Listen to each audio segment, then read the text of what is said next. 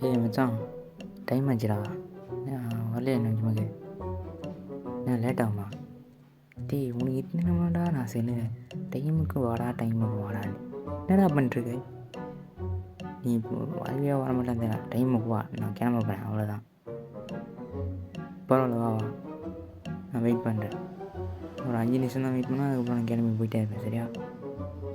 டேய் என்னடா, என் வேலையெல்லாம் நான் முடிச்சுட்டு வந்துட்டேன்டா, நீ தான்டா இன்னும் வர மாட்டேங்கிற. வந்து தொலைடா.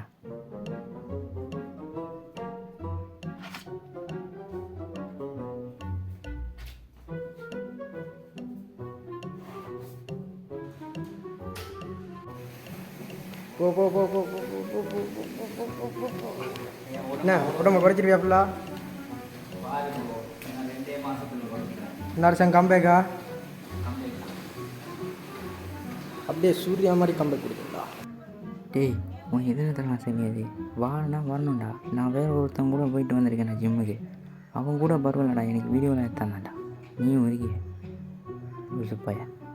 இதை பாடுறா, 2 விஷயத்தையும் ஞாபகம் வச்சு. கம்பேக் கொடுக்கணும், ஒன்று டிசிப்ளின் இருக்கணும், புரியுதா? இன்னொன்று ஹார்ட் ஒர்க் இருக்கணும். இது ஒன்றுமே இல்லாமல் நீ என் கூட வந்துட்டு பேட் லக்காக இருக்குது.